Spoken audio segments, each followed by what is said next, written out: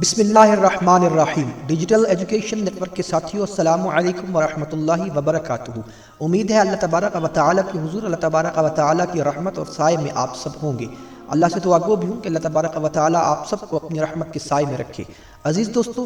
آپ سب کو سب سے پہلے آنے والی جو رات جو اب شروع ہونے والی ہے اب سے چند لمحوں کے بعد، یعنی چند گھنٹوں کے بعد، آپ سب کو بہت بہت مبارک ہو۔ عزیز دوستو، آج کی یہ رات انتہائی اہمیت کی رات ہے۔ سب سے پہلے آج کی رات کی اہمیت کے اوپر آپ سے چند گزارشات پیش کریں گے، شیئر کریں گے۔ اس کے بعد آج کی رات میں پڑھے جانے والے وہ خاص نوافل جن کا ذکر حضور نبی کریم رعوف رحیم صلی اللہ علیہ وسلم کے ارشادات سے ملتا ہے، وہ نفل آپ کے گوش گزار کریں گے۔ اگر ویڈیو آپ کو ہماری اچھی لگے تو عزیز دوستو آپ سے گزارش ہے کہ اس چینل کو سبسکرائب کیجئے گا اور ساتھ ہی لگے بیل آئیکن کو بھی پریس کیجئے گا تاکہ آپ کو ڈیجیٹل ایجوکیشن نیٹ ورک کی ہر آنے والی عمدہ انفارمیٹیو ویڈیوز سب سے پہلے مل سکے، اور اس کو شیئر بھی ضرور کیجئے گا تاکہ آپ کی طرح باقی بھی احباب، آپ کے قریبی، آپ کے اپنے چاہنے والے جن سے آپ محبت کرتے ہیں، جو آپ کے قریبی ہیں،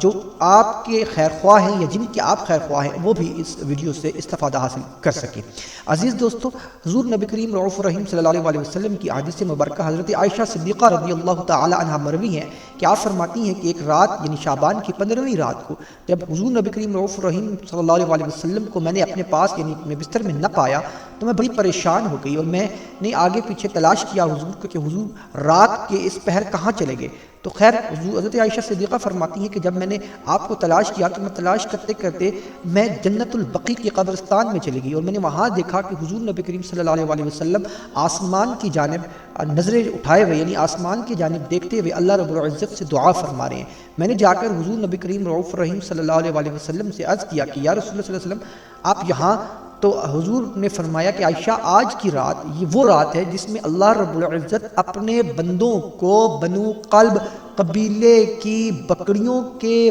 بال کے برابر یا اس سے بھی زیادہ اللہ رب العزت اپنے گناہگار بندوں کو بخش دیتا ہے، اور میں بھی اپنے امتیوں کے لیے دعا کے لیے یہاں پر حاضر ہوا ہوں۔ اور اس بات سے ایک بات اور بھی ہے کہ یہ رات جو ہے حضور نبی کریم رعوف الرحیم صلی اللہ علیہ وسلم نے قبرستان پر جانے کی بھی ایک سنت بھی ہے، یعنی حضور نبی کریم صلی اللہ علیہ وسلم کی سنت بھی ہے کہ آپ قبرستان بھی جائیں آج کی رات، اور جا کر کے وہاں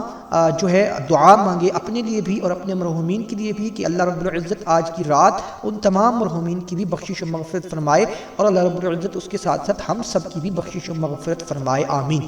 عزیز دوستو، یہ ایک حدیث، اس سے علاوہ بھی بہت سی حدیثیں ہیں لیکن چونکہ ویڈیو لمبی ہو چلی جاتی ہے اس لیے اسی سے ہی آپ اس رات کی اہمیت کا اندازہ بخوبی لگا سکتے ہیں۔ عزیز دوستو، آپ چلتے ہیں آج کی رات کے وہ خاص 6 نوافل جن کے پڑھنے سے آپ کو کیا ملے گا۔ اس کے ساتھ ساتھ عزیز دوستو، یہاں بزرگان دین نے بھی حضور نبی صلی اللہ علیہ وسلم نے فرمایا کہ آج کی رات یعنی شعبان کی 15ویں رات داخل ہونے سے پہلے یعنی مغرب کی نماز سے پہلے اگر کوئی شخص جو ہے وہ بیری کے پتوں سے عزیز دوستو نہا لیتا ہے، یعنی 7 بیری کے پتوں کو پانی میں ڈال کر نہا لیتا ہے، تو وہ پورا سال ناگانی آفتوں سے، ناگانی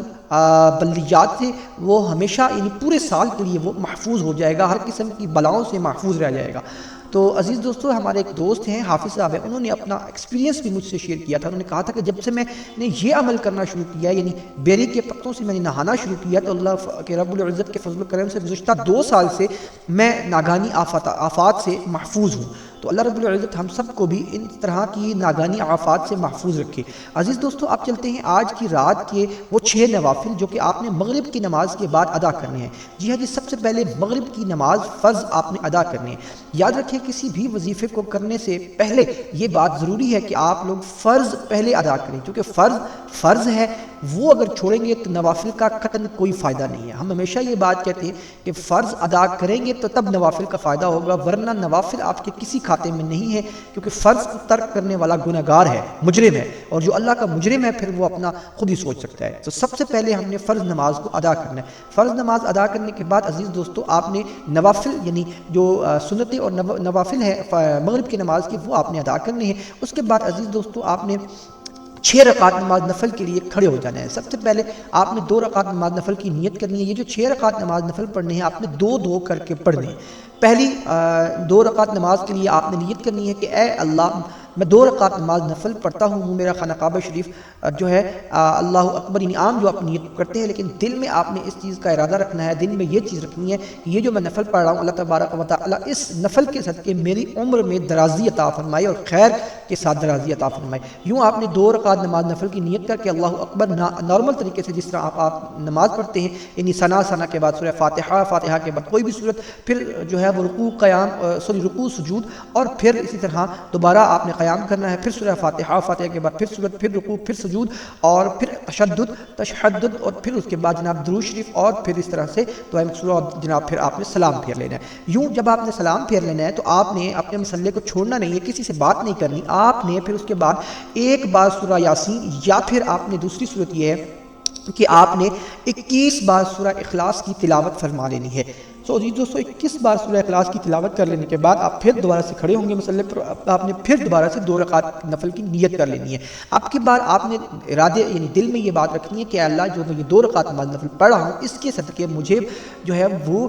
ہر قسم کی پریشانی آفات سے محفوظ رکھنا، اور میرے گھر پر رحمتوں کا نزول فرمانا، تو رزق حلال مجھے عطا فرمانا، ٹھیک ہے جی، یعنی فراوانی رزق بھی عطا فرمانا۔ اس کے ساتھ پھر آپ نے اسی طرح اللہ اکبر کر کے ثنا، پھر وہی طریقہ کار پوری نماز آپ نے ادا کر لینی ہے۔ جب سلام پھیرنا ہے پھر آپ نے سورہ یاسین ایک بار، یا آپ نے سورہ اخلاص 21 بار تلاوت کر لینی ہے۔ اس کے بعد عزیز دوستو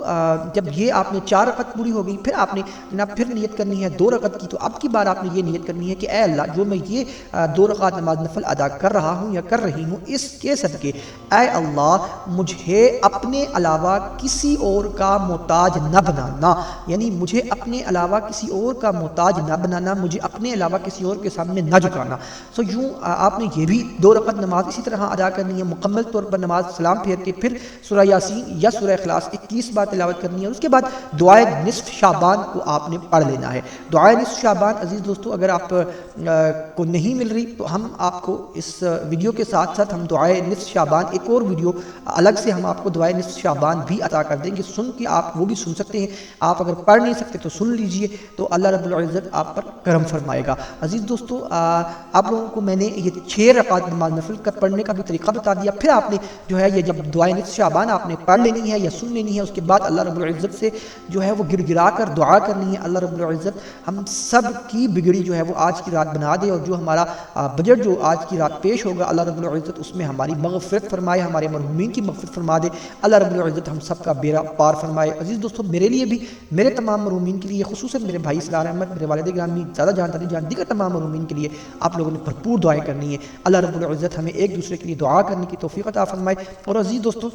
ایک آخر میں بات کہ آپ لوگوں سے گزارش ہے کہ جاتے جاتے جب بھی آپ یعنی یہ جو رات ہے، اس رات کے آنے سے پہلے آپ نے اگر کسی کا دل دکھایا ہے یا نہیں دکھایا، عزیز دوستو سب سے آپ معذرت کر لیں۔ اللہ رب العزت کیونکہ جب اس کی مخلوق آپ کو معاف کرے گی تو رب العزت بھی معاف فرمائے گا، تو آپ کسی سے معافی مانگ لیں گے تو آپ کی عزت میں کوئی کمی نہیں آ جائے گی، بلکہ آپ کا رتبہ اس کے نزدیک بھی بڑھ جائے گا اور اللہ کے نزدیک بھی بہت زیادہ بڑھ جائے گا۔ اللہ رب العزت ہمیں ایک دوسرے کو معاف کرنے کی توفیق عطا فرمائے، آمین۔